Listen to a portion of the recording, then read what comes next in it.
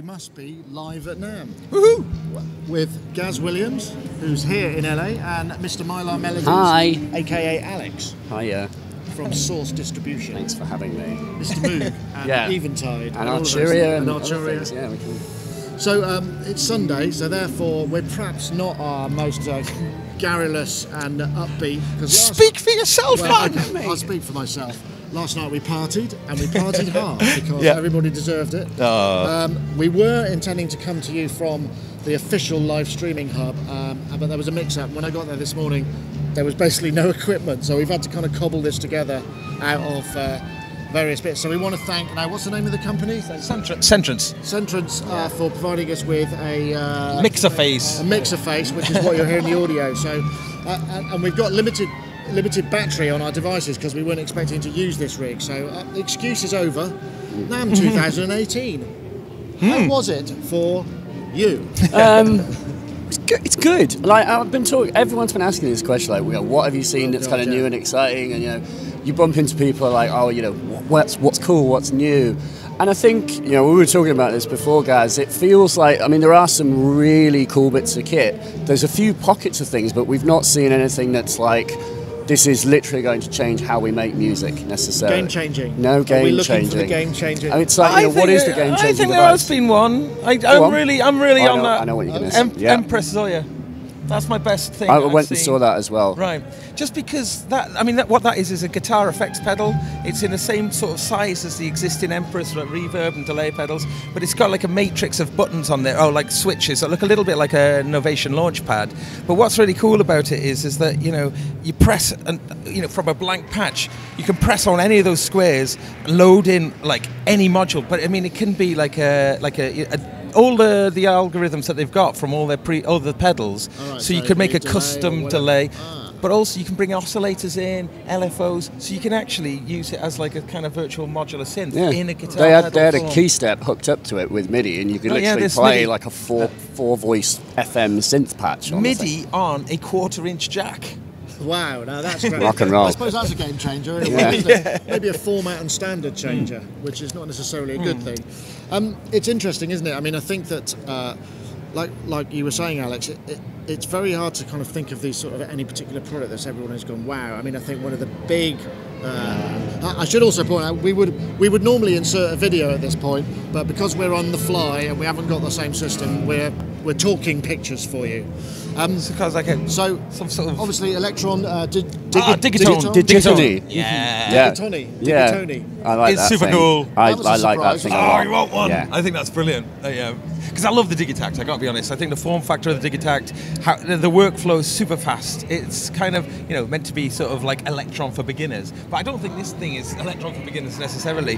What is really interesting about the Digitone, though, I think, is the fact that it's essentially like a subtractive synthesis workflow with all the kind of all the FM bit happening in just that oscillator thing. But the XY thing is really cool as well, isn't it? Where you can and you can parameter lock all different kind of operator changes and it's got a lot. I think the thing is it's a bit of a surprise. One of the things I spoke to Cenk about is that he doesn't want people to think that they're not still working on all the other stuff that people have asked for, like backup or Digitact and various bug fixes. There is quite. I've seen there's a lot of ire about bugs on Digitact. It's just like, why don't you just fix that stuff? which is inevitable, but you got to you put yourself in the situation of somebody. Hey, we built this really cool thing. Oh yeah, we're not going to release it yet. But if you look at how many products Electron have released over the last, say, maybe year, all the Mark IIs. It was like once every 3 years before that, wasn't it? Yeah, exactly. So it's like an avalanche of stuff that they brought out. An avalanche of stuff. I like the sound of that. So that's covered those kind of things. It's going to be a little bit freeform because one of the things that I probably alluded to a couple of times is when you come to Namm, the amount of stimulation, you can probably hear some background noise here. This is really gentle. It's actually quite pleasant. But you're so massively overstimulated that your short-term memory just kind of goes. People go, have you seen the thing cool? I don't even know what my name is. Yeah. I have to say, one of the funniest things that I saw was Stephen Slate was doing this.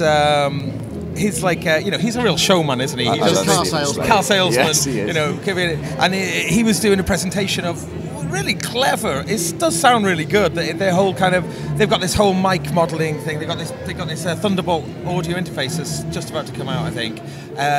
and they got these like pencil mics, and these pencil mics are kind of flat response, and there's this kind of mic modeling thing, and they do this demonstration where they get a whole band up on stage who then play, and they record it all with these pencil mics, and then the pencil mics they apply these mic modeling to, and you know, pencil mics on everything, and it's really impressive. But during this demonstration when he was doing an A/B, some drummer started up behind him, and he was like, "Can we get this? Can someone go and shoot this guy behind?" You know. He started, but then the drumming just got louder and louder, and it was the entirety of the Namm parade band all amassed immediately behind his display. So he's trying to do this like sort of nuanced A/B thing, and it's bang, bang, bang, all this kind of stuff going on, and he lost it.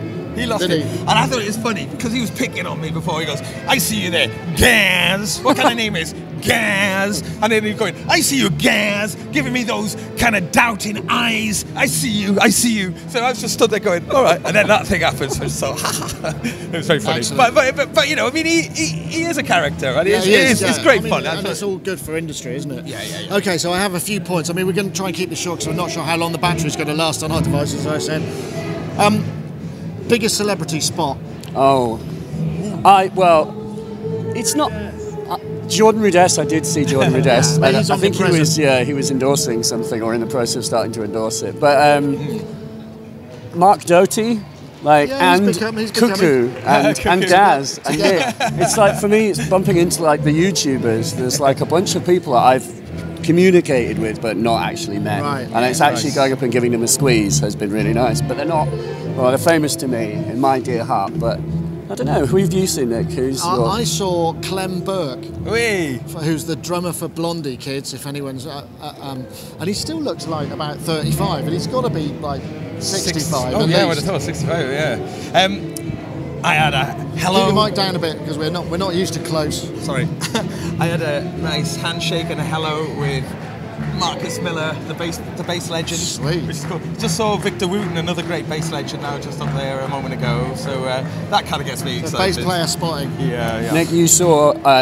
Your spot was my favourite, that you saw Jacob Brashears. Oh yeah, Jacob Brashears. He's the kid who made the Relic 6 last year, and like was one of the biggest just like that was the oh my god. And he was there, and it was like he's all grown up, and you know they're still working on it. Everybody. So I said, "Oh, what's happening?" I mean, I just did a photo, and he was just saying, that he's gone 8 voice, and they've changed the it's that thing. I said, "Oh, it's like now you've got to make the thing. It's that it gets really hard." And he said, "Yeah, so we're sorting it, but we're not going away.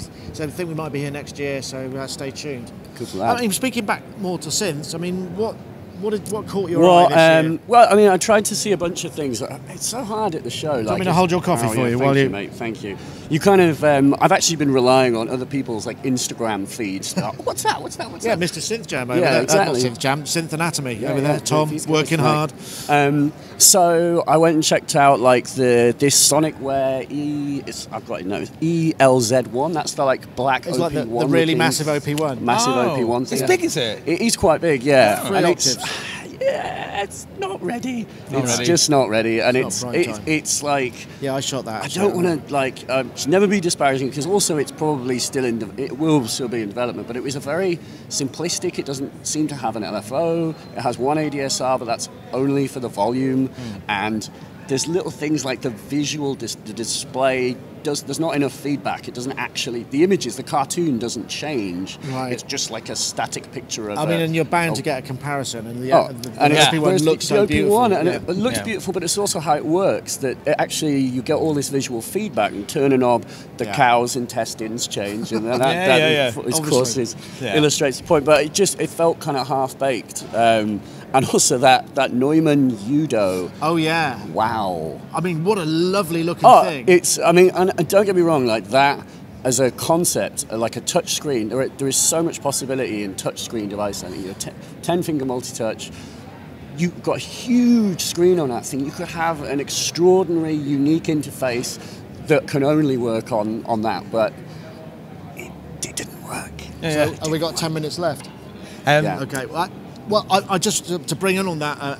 In his favour, what they did is his boss said, "I want to make an instrument like this." Yeah. So he, Freddie, I think he was called. He was saying it is just a proof of concept. Essentially, it's contact with a juice wrapper GUI, on top of it, yeah. an i7 motherboard, and and a DX7 keyboard that they put in there as well. So it's just completely proves a couple of years, and it might be something completely different. Yeah, that's good. So yeah, cool. Have we seen what the big MIDI, the MIDI announcement is today? Like they got together on a Thursday. I think it's MPE standard now. Is that? I don't know about that. Okay. I have a feeling it'll be something like they've agreed to have a meeting about something specific. It's quite convoluted. It seems like the standardization is proving to be less forthcoming. Okay. Perhaps. Speaking of synth, earlier, the Radical Technologies, the Delta, SEP thing. The SEP thing, yeah. That sounded that wicked. thing is absolutely that did sound brilliant. really good. We might be heading that way with a Rosette sometime later. Who knows? Really? Maybe. That filter was like, it's just really... It's a digital filter, though. I think it was, and it just sounds wicked. But that LFO, when it cranks up, it really gives you the takeoff. It's just absolutely fantastic. I also saw the Mantha, slightly funny. I don't think that's a good name for a product. But the Mantha. Sounds like Moobs or something, it's just like, nah. But that actual product, the Mantha, sounds really badass. It's like, it looks like an MC202, but it kind of sounds like a grittier sort of hybrid of a 202 and a 101, and it's got lots of parameter locking, probability-based stuff, quite unique ways of entering sequences. So you really could build sequences live, and it's that sound. And they've made a Eurorack module called the Mantha Growl, haven't they? Which is the voice for Eurorack. It sounds like Mankini, doesn't it? Or Yeah, something just So Mantha Growl as well. Yeah. Mankini Growl. I've literally... Just before this, I've just been at the Roland booth, and Scott, who works for Roland, has built these. Oh yeah, the giant SEO2 racks, and really, and it towering over you like an enormous kind of Tonto. Huge, like a Tonto kind of situation. We filmed them with something with Scott Tibbs there yesterday. Ah, right. Did you have the all the SEO2s polychain, six voice polychain SEO2? There's 12 in there. Yeah. One is set up to be 6 sequences. Yeah. On faders, so you turn them up and down, and the other one is polychain. And it's neat because there's like a Roland controller that sending program change to the 6, and all the parameters all mapped on the one controller keyboard. That's then sort of so you can play with the filter across or whatever it is. He did use the words affordable poly. Which is like, so what, 6 times $500? Yeah. I suppose $3,000 is. We may defer on our terms of. But speaking about the big money, though, I mean, the expensive, the Waldorf Quantum. When I say expensive, Rolf said it's the price of a medium saxophone. That's how he described it. And I thought, I had a quick go on that. I thought it sounded great. I must admit, I didn't get that yet. I haven't heard that. What I really liked though was the dual filters and the way that you can separate the two and modulate the distance between them. And all of that stuff looks interesting, but I didn't hear anything that made me go, oh my god. I feel like we need to strongly support any company that is making stuff with weird oscillators in poly form. I think just the fact it's like resonators, particle based, wavetables. It's just a lot. It's a new. It's not new territory. It's just not something that most people are doing. Most people are doing analog polys and things like that. The other thing that was interesting was Dopefer's poly voicings. Yeah, I had a quick look at that. It's pretty cool. Yeah, it's nice. I mean, I was talking to the guy. I was like, what sort of unique things will you be able to do that only you would only be able to do because it's in a modular form? And he was kind of like, I'm not really sure. Yeah, all the voices could be slightly different. Yes, they could.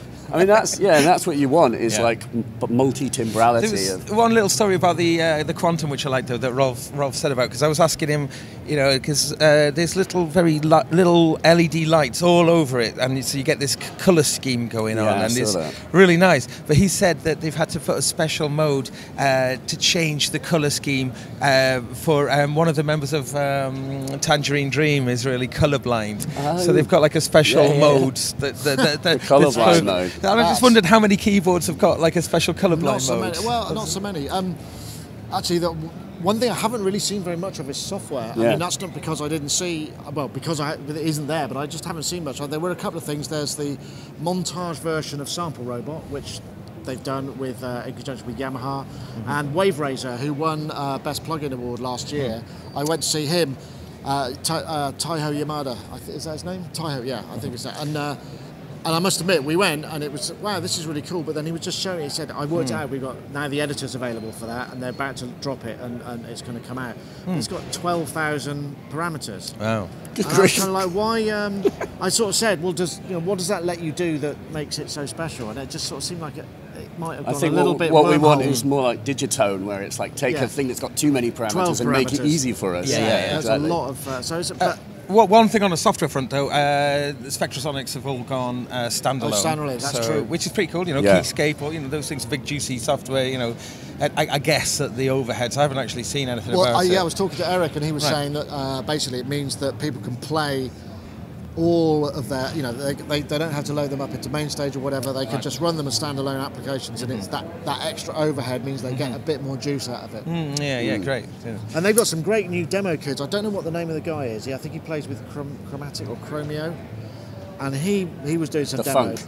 He was awesome, and Eric was saying that what he found him a couple of years ago, and they just did a demo for him, and he's actually just using all of that stuff in his records, and he's got an Ableton Live project with all of his songs in it. It's got like 100 instances of kind of Keyscape and Spectrum, but he's doing all this really clever stuff where it deactivates and activates, so the resource, but he's figured out how to do all that stuff, and Eric's just going, this guy is amazing.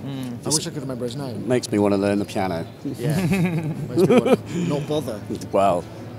The Kilpatrick stuff looks quite nice. They're doing some desktop effects units, which my whole kind of setup is based around desktop kind of units. So I'm always interested in that. And they've decided to go for, a lot of people are obviously putting guitar effects onto their sort of desktop, but they've decided to make, more specifically desktop units with all the right kind of connectivity, specifically for, for the synthesizer community. What did you think about the screens on those and the sound as well? I had a quick look at them too. Do you know, it was literally, as I was dashing from the Roland booth to come here, I just looked at them and... I do feel like there's more work to be done on the sound of those things. I would love it, like the dream thing would be that he might have worked with some kind of reverb legend. Like I want like a Valhalla DSP. Yeah, that's right. the thing. I mean, I wish someone would do that. You start your own algorithms. It's a tough, it's a tough. It's like the other thing. Did you see the DAS system? DAS systems. DASZ, I think it is. Oh, yeah, I did see that next to Expressive E. Yeah, that's an interesting concept, and that was running, and he did a long jam. I don't know if the video's up yet. That might be one of the ones we haven't got around to. Is it like a modular? I saw it. It was like a modular mixer DSP system. Oh, it's like so a it's got sequencing, sampling, internal instruments, live inputs, effects. And you just buy the main block, which gives you the transport control. Then you stick another one on, you get another four, and you can build up a 16-track system. One thing I really liked about those Kilpatrick things, did you see at the back of them, they have a kind of sort of ridge, so that you could sort of hang them off the top of a synth. If you put them on your DX7, they could sort of hang them over the lip of the synth. I was like, that's actually quite good, I was like, Oh, shout out for Smash Mouse. Did you see that, the foot pedal? Yeah. That was awesome as well. I thought that was a really innovative product. I don't know what that means. We've done 20 minutes. Oh, we've done 20 minutes? Okay, sorry, I thought I was left. Okay, my producer is just giving me updates. I mean, that sounds really impressive. So, what else have we got? There were a couple of... I made some notes, but they've completely gone out of my head now. You've got some. I've got some, yeah. I was saying, bring it on. Well, like, I want to shout out, and this is like maybe a work thing, but Moog had this kind of weird house that was outside the show, and it's quite hard to get to. It's like sort of 30 miles from the show, literally, but it's like an entire like Airbnb that they'd sort of converted into a sort of art house and kind of semi-museum. Did they lose their deposit, do you think? Yeah, maybe. I didn't know. It did look like they'd torn up some of the furnishings to get it in. They had like a Sub 37 literally on the cooker. I was like, mate, I hope you've disconnected the gas on this thing. So one like butt nudge on there and you've got a synth on fire. But they had like wacky stuff like in the dining room, it was all DFAMs, with knives and forks either side, so you would kind of sit down. Then they had in the bedroom, there was, like you get in a hospital where it's the sort of table that goes over your bed. They had one of those with a Sub 37 on it, and you would sort of lie on the bed, lay back, and then hit a note. And they hooked up a kind of like butt smasher to the underside of the bed, so it was the bed vibrated based on the like frequencies. So I got on the bed and I was like set up a very slow LFO to sweet pitch, you know, from high to low, give you a little tickle and then let you go and bring it back. Wow, okay. And there was just loads of really creative. It's like a video installation with Theramini, and they had like artists like Bana Hafar. She was doing demos and performances and stuff, and they had like tacos. Super cool. But I just want to shout out the DFAM, because it's not here at the show, but as a product, right. And I'm, job aside, I'm genuinely more excited about that than almost anything for some time, because it's very, very different. Mm-hmm. It's not like a traditional subtractive synth. Right, and it's the same format as the Mother 32. It is in terms of physicality, but then it works completely differently. You're FMing oscillators. It's more like a music easel, honestly, that you're creating a complex voice and then you're modulating it step by step. And it's not a drum machine, it's a percussion machine, but it's also kind of a bass synth. Yeah. And in fact, you can just pretty much wire up things where it's like the whole track is just coming out of that one monophonic voice on a step-by-step bass, drums and snares. And it's a shame it's not here, so I think you need to try it. Idea, you have to try it. We didn't have Dave Smith here as well. Yeah, there were a number of people who weren't. Make Noise are not here either. Yeah. And so I guess people are maybe saving their energies for Super. We did see Herr Schneider. I think Ed got a little bonkers video with Herr Schneider. I love Herr Schneider. He is the G. But I mean, aside from that, I mean, it's bigger, isn't it, as well? I mean, just geographically, we now got this other hall. I mean, we're in Hall E, which is the kind of far end, which is where the press office is. Everything else is kind of up the other end, so it's quite a schlep. Yeah. Which is, it's always been that way, but now they've added some more halls, and there's more even further security as well. Yeah, I've noticed a real difference that everyone's getting metal detected, searched. There's a real, you feel that there's been a change in attitudes in that. Yeah, maybe. I think it's inevitable. I mean, with Vegas and what have you. I mean, that's kind of going to happen. But overall, I think it's been a pretty good set, and the weather's been good. It's actually been sunny. So I think we'll probably wrap this, unless anybody's got anything they specifically want to add, because we've got to crack on. Did we talk about the pocket operators, the new ones? They're awesome. Have you tried them? Yeah, I've not. They're like next level for the pocket operators. Yeah. They are so cool. I mean, we kind of saw that in the Tonic, which came out last year, and like previously, pocket operators have come out in like kind of in bunches of threes.